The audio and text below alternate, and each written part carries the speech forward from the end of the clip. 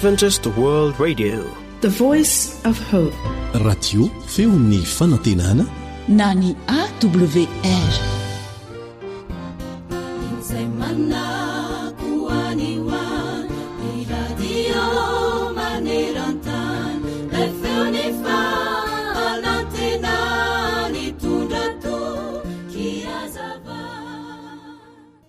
Maro ireo olona mieritreritra fa namana avokoa izay olo-pantatra rehetra mifanerasera-kaiky aminy na koa mitantara zavatra aminy.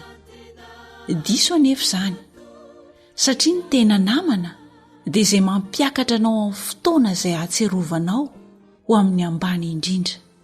Ny tena namana dia tsy mifosana amin'ny resaka mombanao any ambadika any rehefa tsy eo ianao. Ny tena namana dia eo mandrakariva na amin'ny ady sarotra indrindra na amin'ny fifaliana, tsy mba manadino naiza naiza na amin'ny fotoana manahoana na manahoana. Ny tena namana dia tsy mba mino na miaino ireo izay rehetra lazain'ny hafa mombanao satria fantany tombam-bidinao, ary na dia tsy tanteraka azy ianao dia namana mpananatra sy mpanitsy fa tsy mba mpandatsy izy. Tsarovy ary fa tsy ny habetsahany namana izay mifandray aminao akory no manamarika fa tena manana namana ianao, fa ny tombam-bidiny tsirairay sy ny toetra anatiny no tena mahanamana ny namana. Ry mpiaino ajaina, iza ary ny tena namanao ary tena namana mahatoky tokoa ve ianao? Izao no voalaza ao amin'ny Salamy 5:20 manao hoe: Jehovah, iza no hitoetra ao amin'ny tabernakelinao? Iza no onona ao an-tendrombohitra ao masina?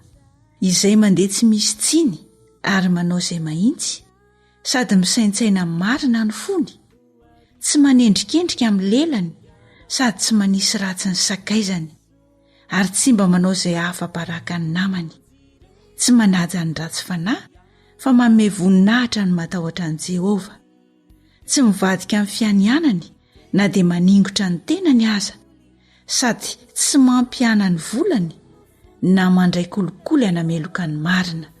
Izay mitandrina izany dia tsy mba hangozohozo mandrakizay. Amen. Miteny ny Baiboly hanisan'andro mofonaina, raisoa ampofazamalaina, fatomotrany andro izay.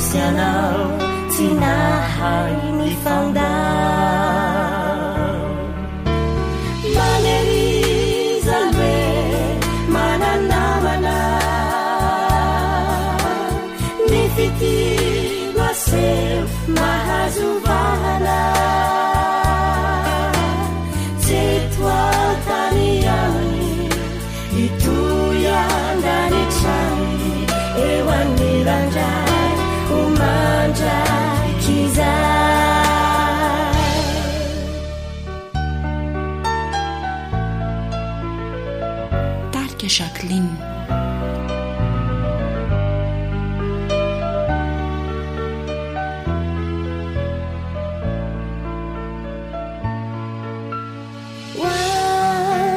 tsiaro fasinganjery nilazantina tumi olombely saunolazako anao jesolagny namako tsy mandao mbola ty fety odory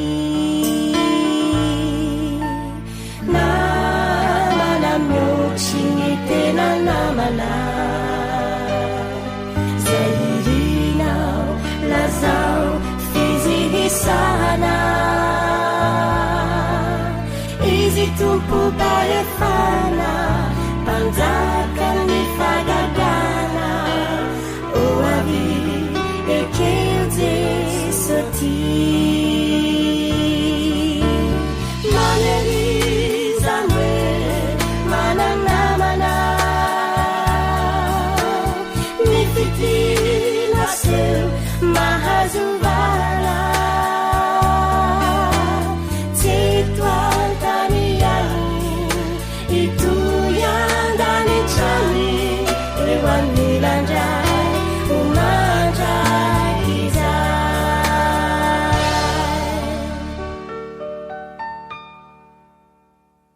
eo anilandray omahandrakizay. talilio amiko gety baiboly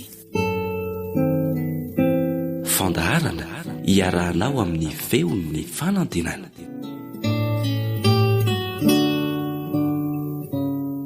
Isaia toko 20. Ary iteny ianao amin'izany andro izany hoe hideranao a Jehovah fa na dia tezitra tamiko azy ianao dia afaka ny fahatezeranao ka mampionina ianao. Indro Andriamanitra ny famonjenahy dia atoky aho fa tsy mba hatahotra fa Jehovah Tompo no heriko sy fiderako fa efa famonjenahy izy. Ko amin'ny fifaliana no antsakanareo rano amin'ny loharanom-pamonjena. Ary iteny ianao amin'izany andro izany ka na hoe miderahany Jehovah miantsoa ny anarany, ampafantaro any amin'ny firenena ny asany, ampatsiarovy fa efa misandratra ny anarany, mankalazahany Jehovah fa asa lehibe ny nataony. Ary ao ka ho fantatra any amin'ny tany rehetra izany, miantsoa mafy sy mioby ry mponina ny ziona fa lehibe ao afovoanao ny iray masiny Israely.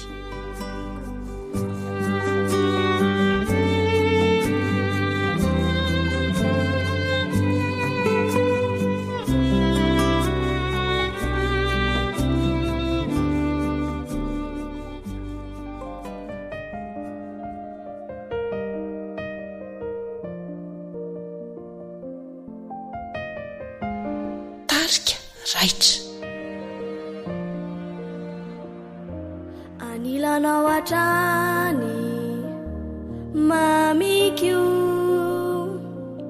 fa ianao ihany tokikio ianao irery ihany fiainako apetrako aminao tantano sitaio jereo riray. Anilanao atrany mamikio fa ianao ihany tokikio ianao irery ihany fiainako apetrako aminao tantano sitaio jereo riray. Atolotroanao ny tenako izao ny foko anjakao anao zay sitrakao ianao irery ihany fiainako apetrako aminao tantano sitaio jereo riray. Tsy fa WR koa ny zazara andao balaky eo aminao ihany maso ny teninao ihany tokikyo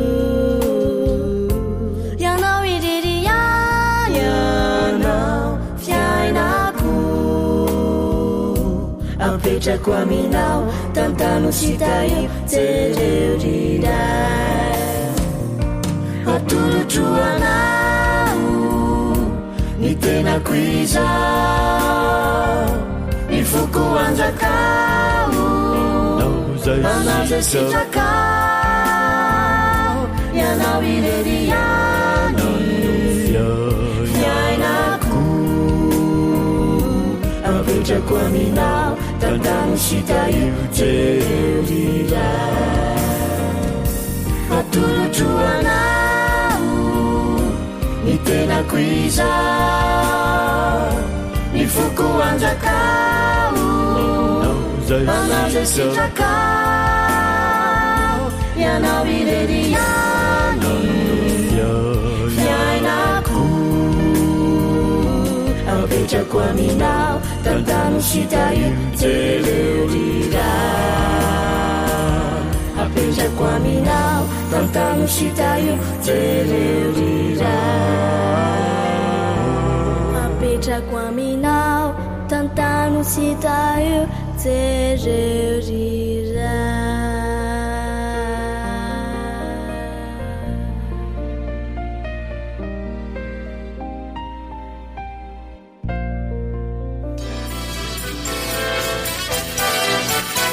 AWR manolotra ho anao feon'ny fanantenana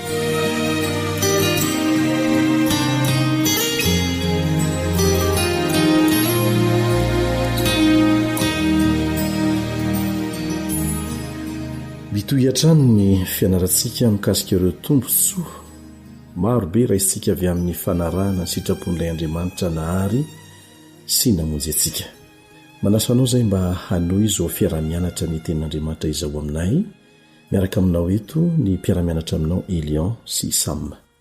Andeha hiaraka hivavaka isika.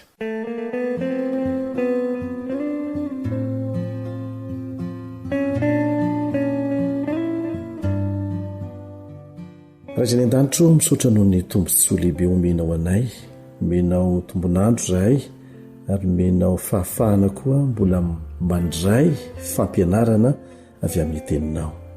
Mamindrafo aminay mamelany elokay ary meteza ianao mba hamonjy anay amin'ny alalan'izany teninao izany.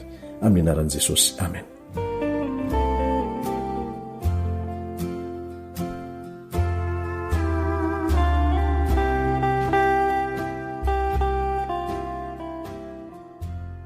Isika rehetra dia samy reraka ny ady mba hiarovana ny aintsika, ny zanatsika, fianakaviantsika, ny havana manjakaiza.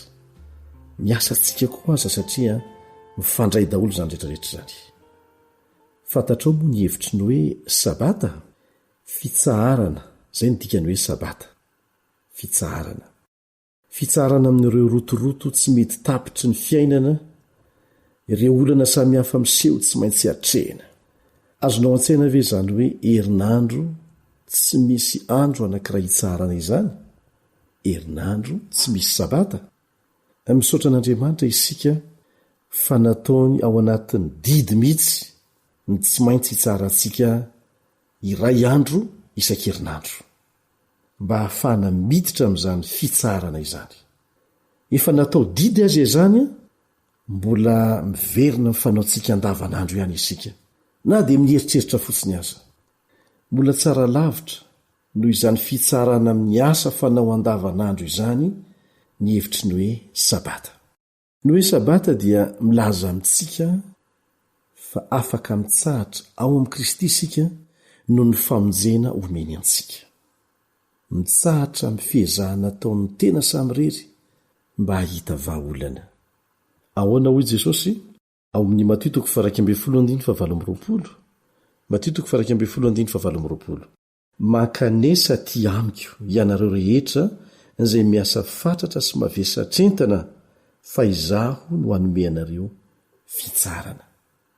Ny sabata dia tandindo ny fitsarana izay atolony atsika ho takalo ny ezaka mafy ataony ny tenantsika samyrery ahazona famonjena ahitana vahaolana. Izy mihitsy ny manao antso makanesa ty amiko. Tahaka ny mora vidy loatra ve na maimaim-poana loatra mihitsy ve ka tsy mampino zany antso izany? Isika dia tahaka ny ondry latsaka andavaka ary lavaka lalina, tsy ho tafavoaka ao mihitsy raha tsy misy mpamonjy. Ilay mpamonjy anefa dia tsy hamonjy antsika raha tsy manaiky hovonjena isika.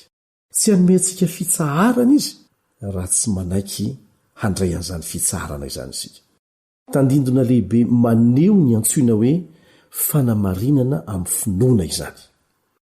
Antso goavana mihitsy no ataony amin'ny tsirairay amintsika. Tsy manao zany amin'ny ankapobeny izy fa amin'ny tsirairay amintsika mba hatoky azy, hitoky aminy, fa tsy amin'izay mety ho vita ny tenantsika. Misy moa ireo be ambo-po aleony ny fidy ny amoy foto izay antehitra amin'Andriamanitra. Ilay Andriamanitra izay tsy mba mandatsa fa manana faharetana vokatry ny fitiavany antsika. Ampiasain'ny mpanoratra ny Hebreo ho sary anohatra maneho izany fitsarana amin'ny Kristy izany ny sabata. Zao no lazainy eo amin'ny Hebreo 4:7. Hebreo 4:7. Koa dia mbola misy sabata fitsaharana ho an'ny olon'Andriamanitra.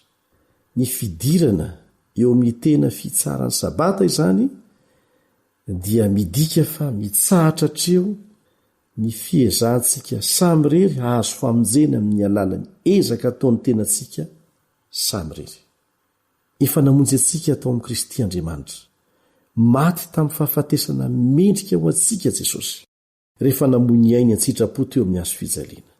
Nomeny solo ny fiainantsika feno ota ny fiainany tsy manatsiny. Ary tsy ara-panarera nge no antony amonjen'Andriamanitra atsika, fa mahisika atsika manontolo.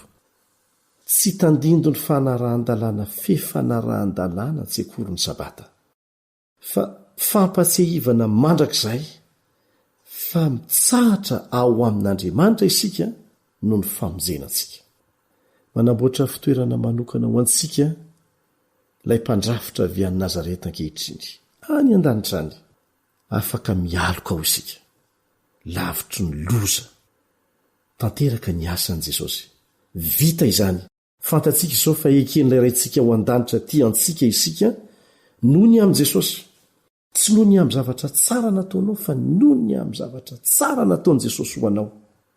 Mitsahatra ao amin'ny fahasoavana isika rehefa mitsahatra amin'ny andro sabata.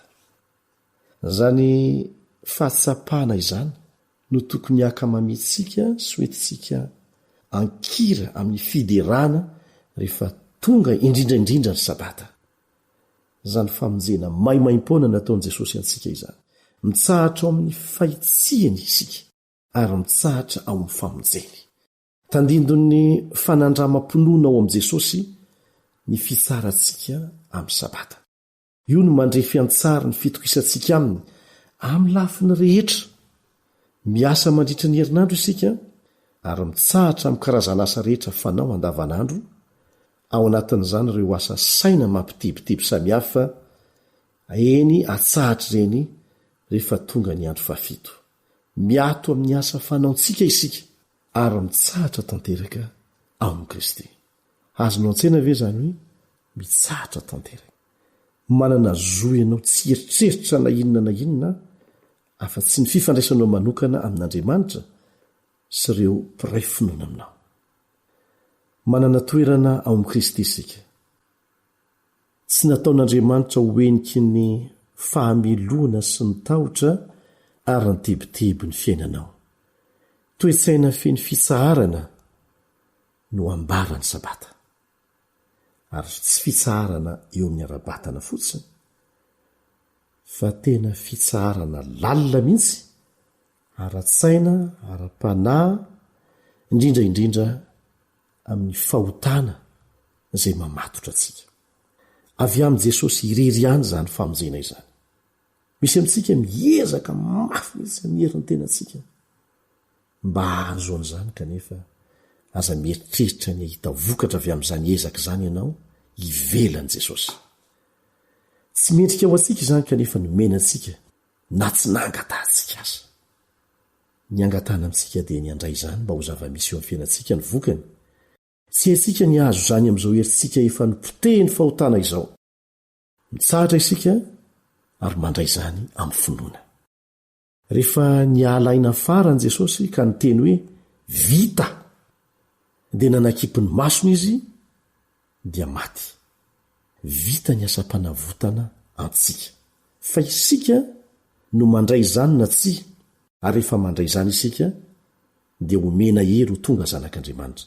Matoantsika tsy mbola manana hery toy ny maha zanak'Andriamanitra antsika mihitsy dia satria tsy mbola noraisintsika tamin'ny mpinoana izany. Rehefa maty Jesosy dia nitsahatra tao am-pasana izy rehefa sabata. Ary io fitsaharan' Jesosy tao am-pasana io dia tandindony fanatotosany na ny fahavitan'ny asa famonjena izay nataony. Tsaroanao nitsahatra koa Andriamanitra tamin'ny fifarana ny herinandro ny famoronana. Totosa soamatsara ny asa famoronany an'ity tontolo ity. Dia napetra ny sabata ho fahatserovana an'izany. Fanamariany ny fitsaharany ary napetrany izany mba ho ohatra ho antsika. Isa sabata rehefa mitsahatra amin'ny andro farany amin'ny herinandro isika dia miteny toy izao koa: Andriamanitro mitsahatra ao amin'ilay asa nototosain'i Kristy teo amin'ny hazo fijaliana aho. Tsy misy ninino ny ety an-tanako fa nitoky avy amin'ny fahafatesana ho ato no hany fikiriko.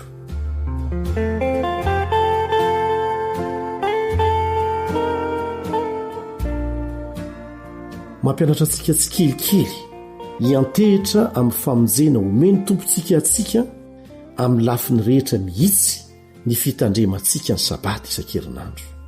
Anisan'ireo taranja ianarantsika ao anatin'izany ohatra ny atao hoe miankina amin'Andriamanitra, mametraka eo amin'ny fanahiana rehetra tahaka ny zaza eo atrotroan-dreniny. Ianarantsika ao anatin'izany ny hevitra reto andininy reto: ankino amin'i Jehovah ny asanao dia ho lavorary izay kasainao. Moabolana 2:7 sy ny hoe ary apetra ho amin'ny fanahianareo rehetra fa izy no iay anareo. Petera 1:5-7. Izy tsy miteny hoe ny fanahianareo sasantsasany fa ny fanahianareo rehetra. Zany no hevitra laliny hoe sabata. Mampianatra antsika an'izany hiaina amin'izany isan'andro ny fitandremantsika ny sabata. Ka dia manasanao izay hazoto handray izany fampianarana omeny tompontsika anao izany amin'ny alalan'ny sabata, dia ho hitanao ny tsiron'izany hoe fitsaharanao amin'i Jesosy izany eo amin'ny lafim-piainanao rehetra. Amen.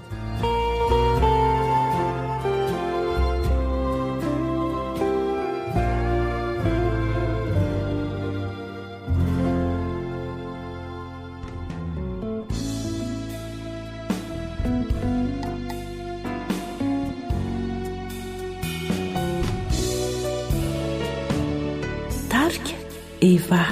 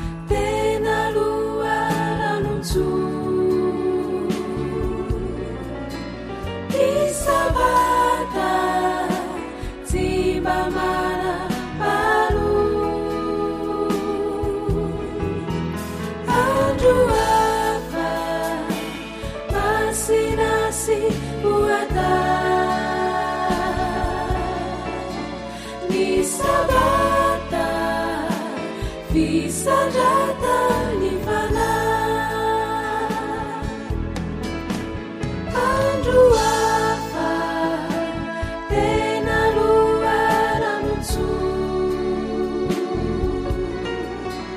ny sabata tsy mba mana maro andro afa masinasy boata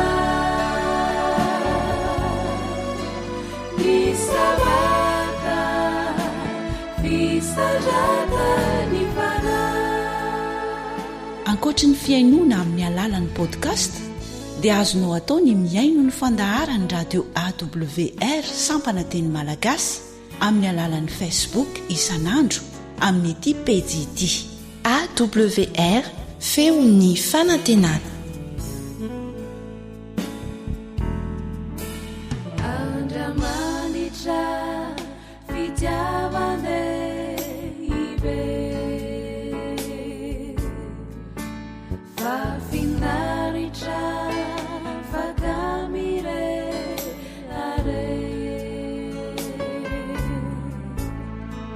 fazanakana tsunayavaka iubyanawa ibavaka aminiza sabatana iza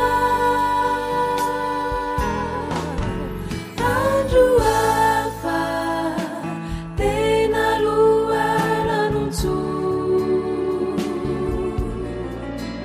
ny sabata tsy mba mana palo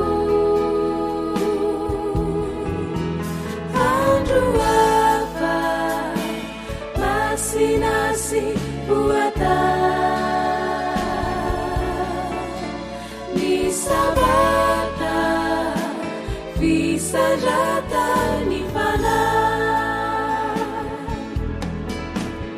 andro afa tena loaranotso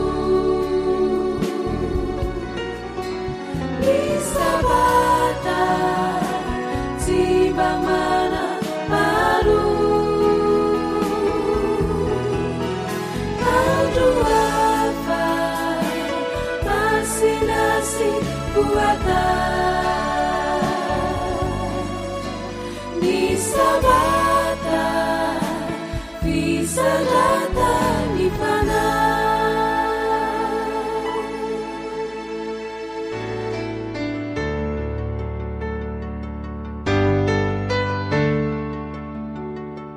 Seminera momba ny baiboly, fianarana baiboly mitohitoy iarahanao amin'ny feon'ny fanantenana sy ny departementany asa fitoriana eto anivon'ny fiangonana adventista faritra ranomasimbe indianina.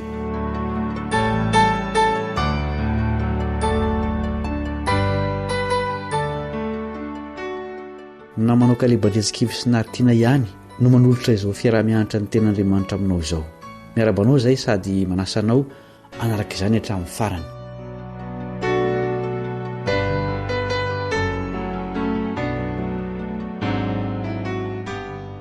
Misy mpivavaka mihevitra fa ampahany kely amin'ny fiainany ihany no idiran'Andriamanitra. Noho izany sady aikatra izy ireo ny amin'izay tokony atao sy ny tsy tokony atao eo amin'ny fiainany andavanandro. Mahafinaritra nefa ny mahalala fa ny baiboly dia misahana ny maha olona amin'ny lafiny rehetra ary miditra tsipiriany ao amin'ny maha isika antsika. Avy aminy no ahalalana ny fitsim-piainana mahasoa antsika sy manome voninahitra an'Andriamanitra.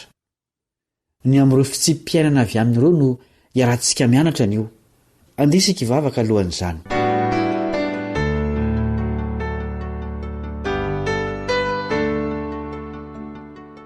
Ianatra ny teninao izay ankehitriny rainay izay ny an-danitro, koa mangataka ny fanahinao anazava sy ampianatra ny teninao aminay.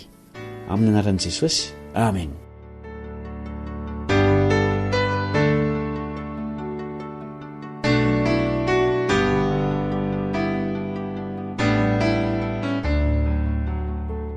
Aniza moa io tenantsika io.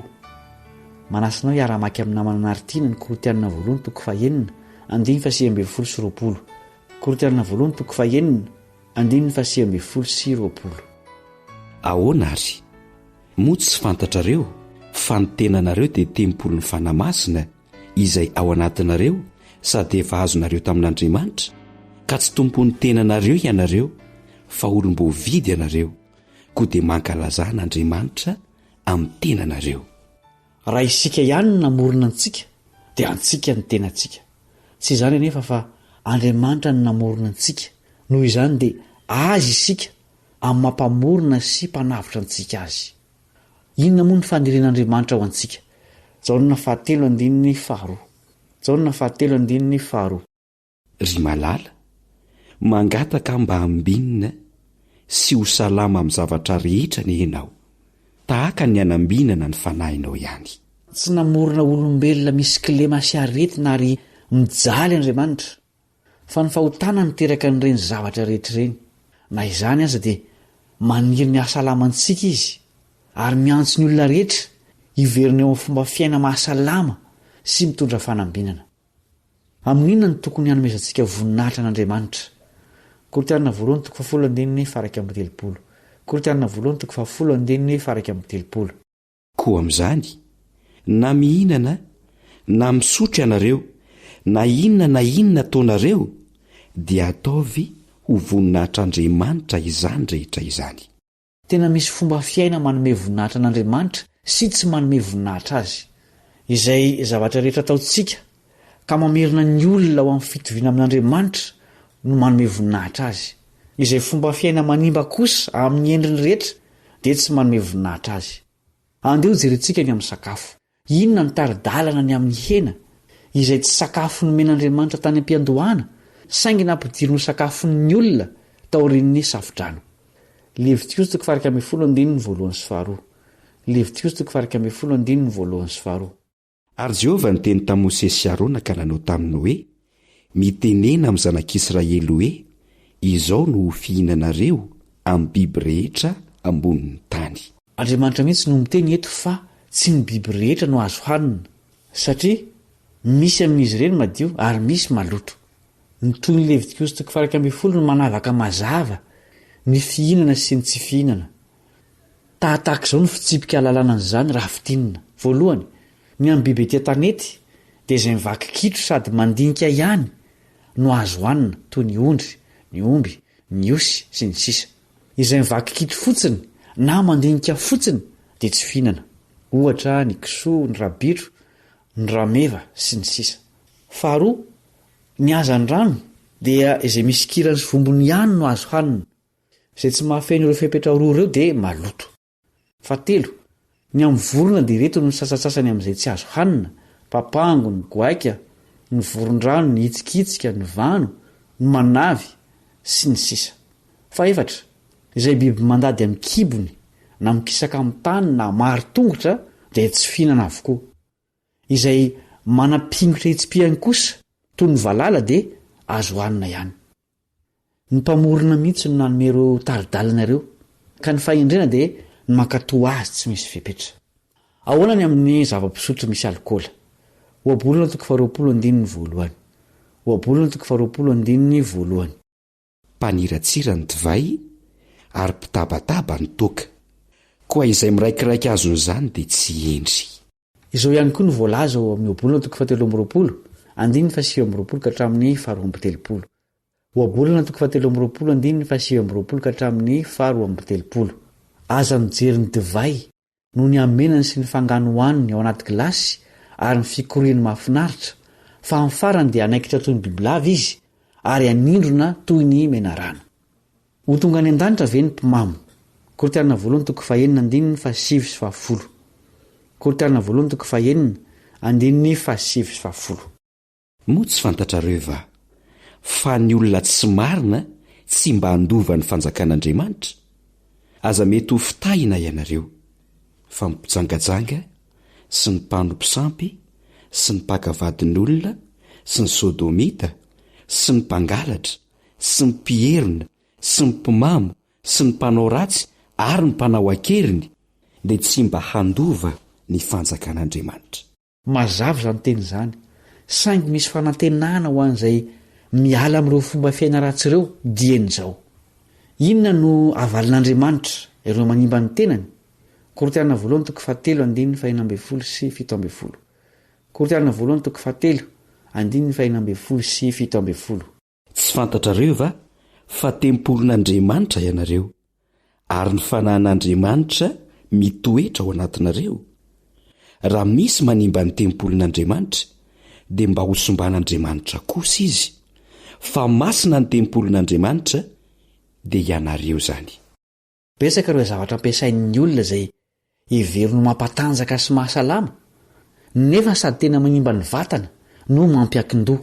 Tafiditra anatin'ireny ny kafe, ny dite mahery, ny sigara, ny paraky sy ireo zava-mahadomelona isan-karazany. Mamono izy ireny fa tsy mamelona ka tokony ho fadiana.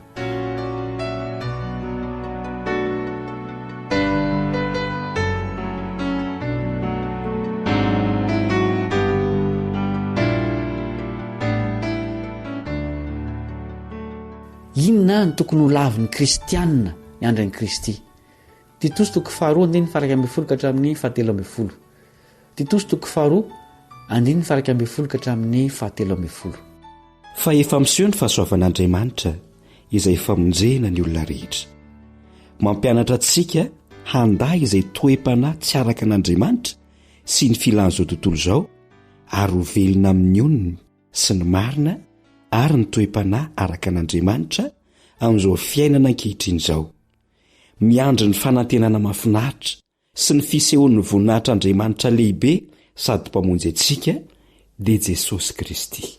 Ireo manantena iaona amin'i Jesosy tsy ho ela dia tokony hanana fiainana tsotra sy mifanaraka amin'ny sitrapon'Andriamanitra, hiala amin'izay endrika fanimbana ny tena sy ny mpiarabelona ary ny tontolo iainana amin'ny lafi ny vantana sy ankolaka. Inona kosa ny filamatra ny amin'ny fitafiana sy ny fisehoany ety ivelany? Timoty 2:2-7.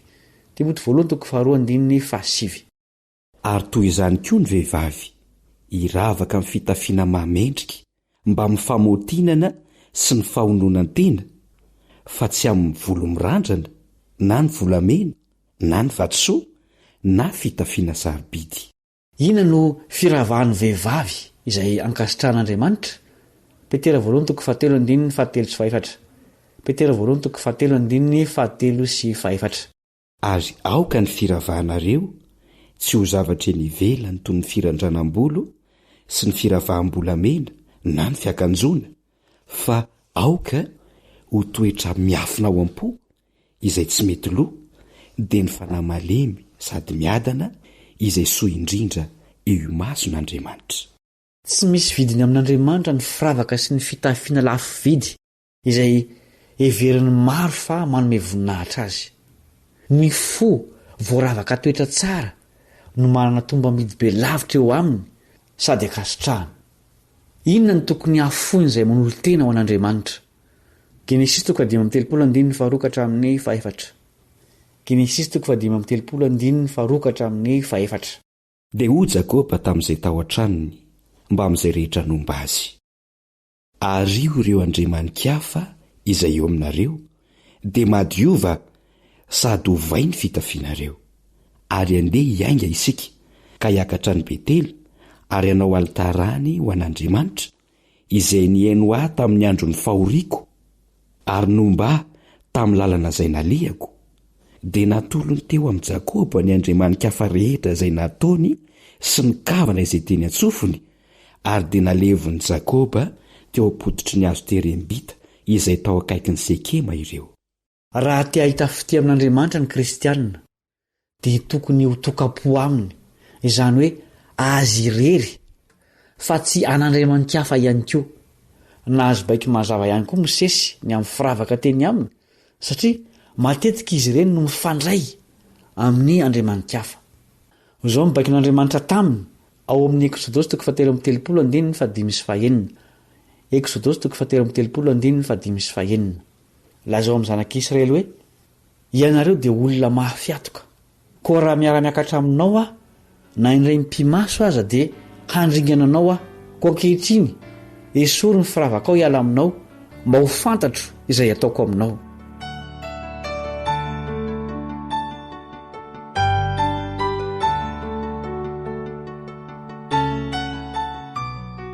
inona ny toetra ny mpanao fanatanjahantena tokony ianaran'ny kristianina. Korontana voalohany toko 7:5. Korontana voalohany toko 7:5.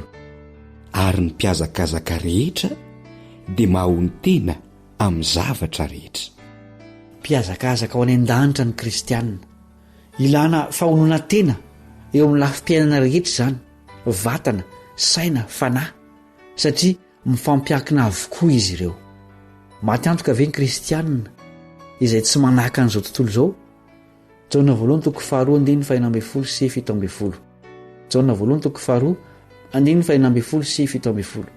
Fa ny zavatra rehetra eo amin'izao tontolo izao dia ny filan'ny nofo sy ny filan'ny maso ary ny rehaka momba an'izao fiainana izao dia tsy avy amin'ny ray fa avy amin'izao tontolo izao ihany.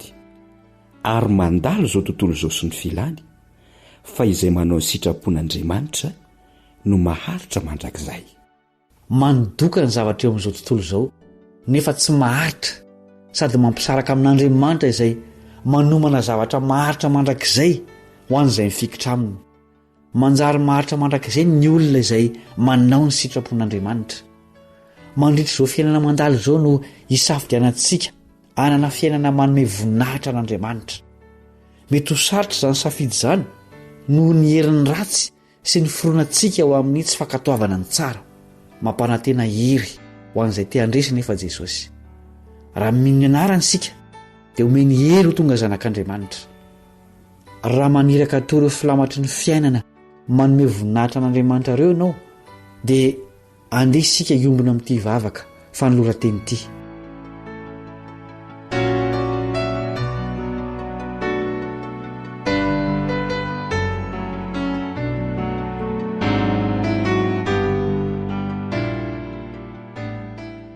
Ray masina ny an-danitro, no ny fahasoavanao dia raisiko filamatra ny hanome voninahitra anao amin'ny zavatra rehetra ataoko. Amin'ny anaran'i Jesosy, amen.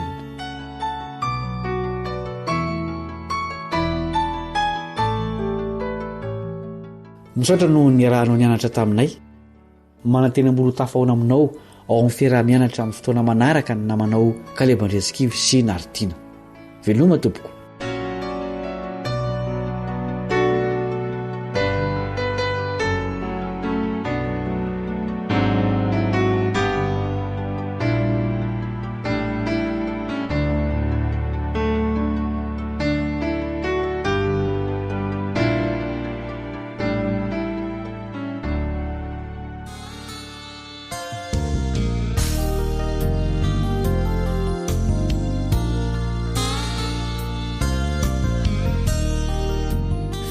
Zomara mahajanga efa ilanoni kasako nianovako ity toetrako kanefa ny foko mihitsy miny nianda ny sitraka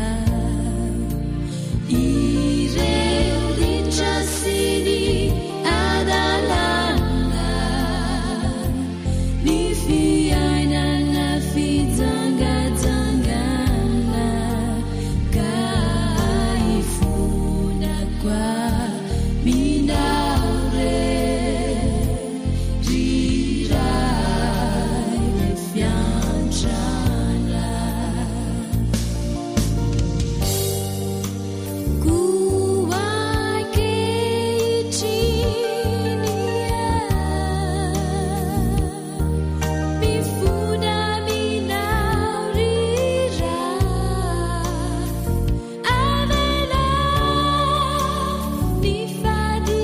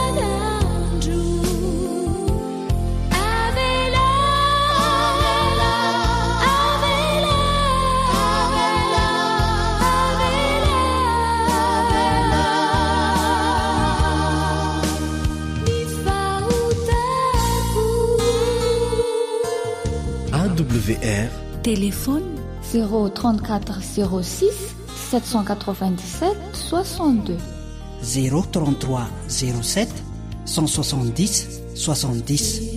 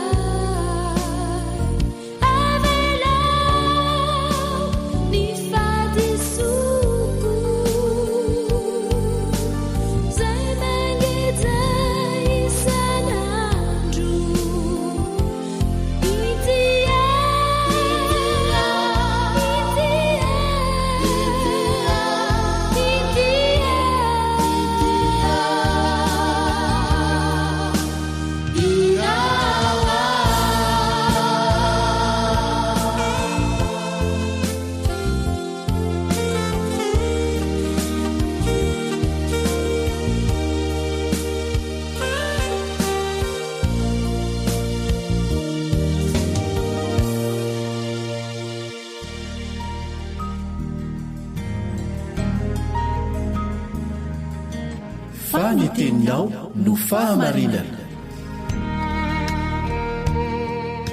Taridalana manokana fianarana baiboly avoaka ny Fiangonana Adventista Maneran-tany. Iarahanao amin'ny radio feon'ny fanantenana.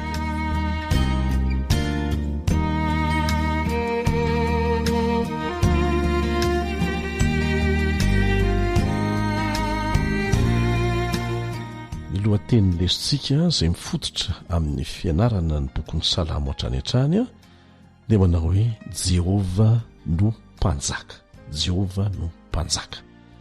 Milohan'ny hidirantsika amin'ny tsiprian'ny lesona dia manasanao mba hiraka ivavaka amiko.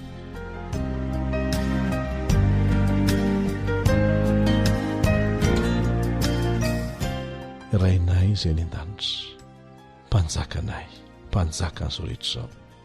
Misaotra anao izay satria manana anao mpanjaka. Mahery tsy toa ary tompon'ny fahefana rehetra, tompon'ny teny farany. Mamelany elokay raha io raha mivavaka aminao zahay, mba nomesaina anay hatakaranay, mba zava-dehibe an'izany eo amin'ny fiainanay isan'andro. Atonga anay atoky fa ianao izay tsy toa mainy zavatra rehetra ho anay dia afaka mamany olanay, afaka manomeza rehetra ilainay ka maso anay. Hianatra an'izany zahay ka dia mangataka ny fanahinao masina mba anazava ny sainay amin'ny anaran'i Jesosy. Amen.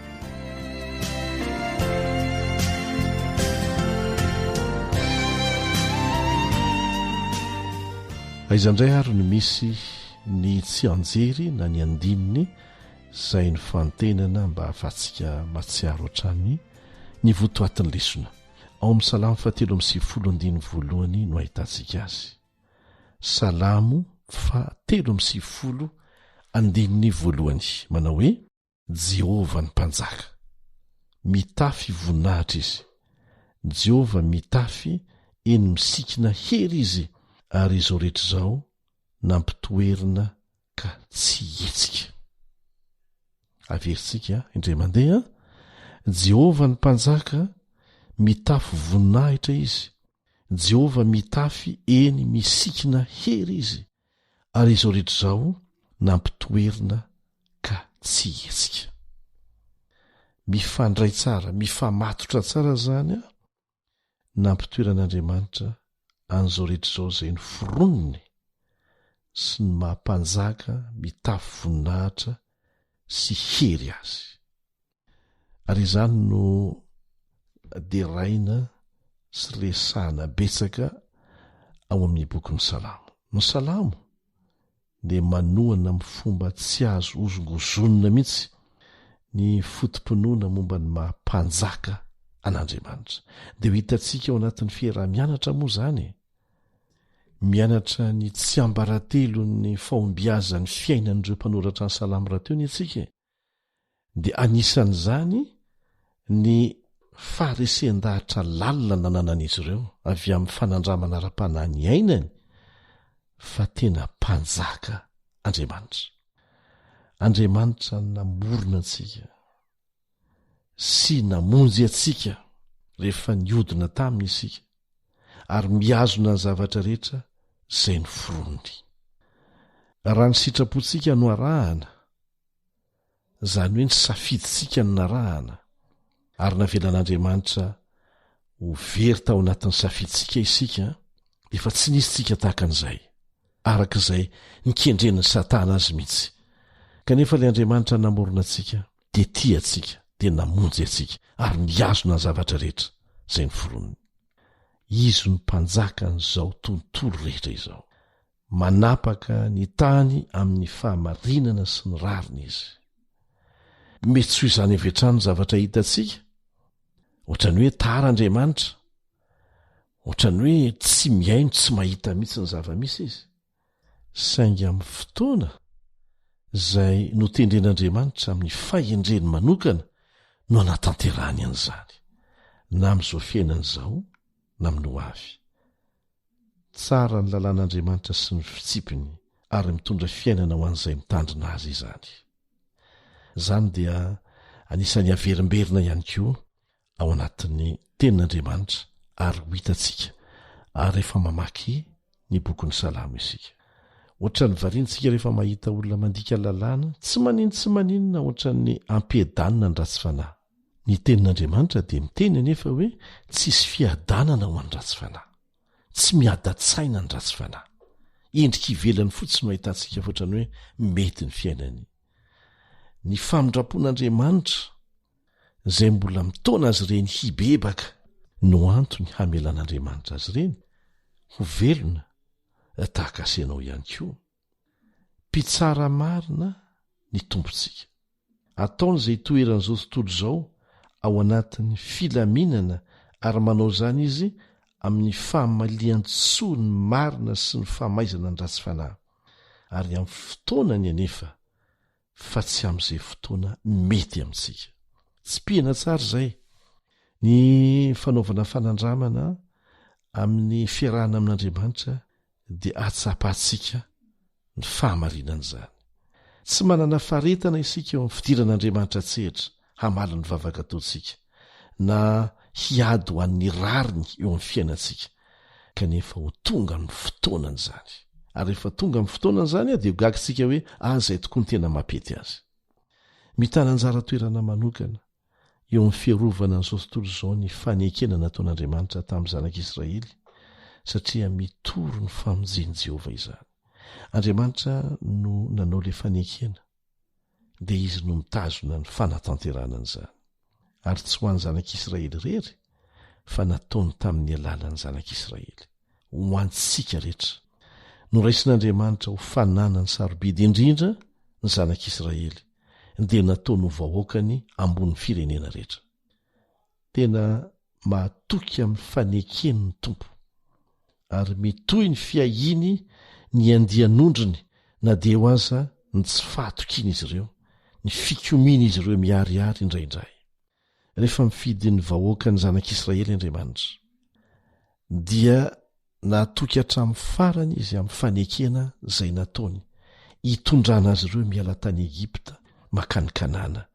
Tsy nisy nafakam-panahy-kely akory aza atao amin'Andriamanitra raha izay ny ilazana azy mba hifidy firenena hafa hoentina ny Kanana rehefa naditra na nikomy ireo zanak'Israely ireo.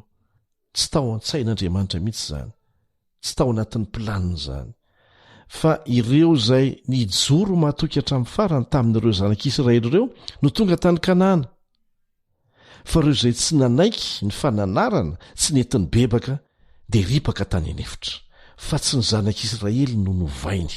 Izany dia lesona ho antsika izay indraindray rehefa mahita olona eo anivon'ny fiangonana dia mieritreritra mihitsy aza fa tsy avy amin'Andriamanitra ity fiangonana ity. Angamba mila manangana fiangonana vaovao isika. Tsy fomba fiasan'Andriamanitra izany eo amin'ny fitondran'ny zanany miala eto tany makany ny kananany lanitra.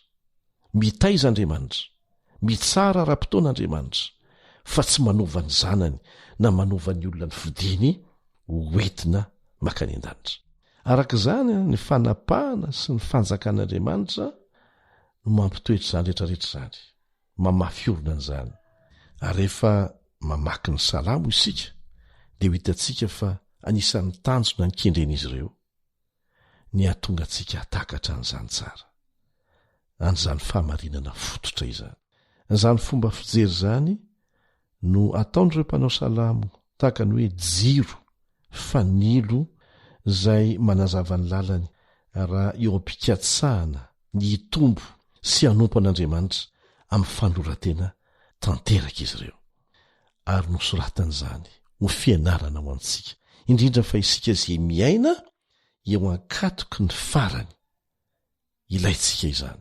Ka dia manasa antsika ary mba hazoto hiara-hianatra ny ten'Andriamanitra aminay mandritra ny andro vitsivitsy indray, mba hatakarantsika tsara ny maha-mpanjaka an'ilay Jehovah namorona sy namonjy antsika. Azo antoka, azo ianterana zato isan-jato, fa ny faharetantsika dia miankina amin'ny fahatokisantsika azy, fa ara-potoana ny zavatra rehetra ataony eo Andriamanitra tiantsika mihoatra noho ny fitiavantsika ny tenantsika io.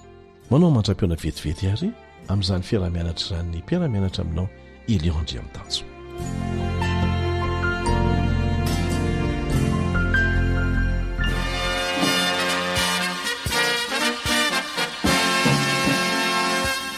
Adventist World Radio, The Voice of Hope. Radio feony fanantenana. Ny farana treto, ny fanarahanao ny fandaharan'ny radio feo fanantenana na ny AWR amin'ny teny malagasy. Azonao ataony mamerina miaino sy maka maimaim-pona ny fandaharana vokarinay amin'ny teny pirenena mihoatriny 100 amin'ny fotoana rehetra. Raisoaryn'ny adresy ahafahanao manao izany: awr.org na feofanantenana.org.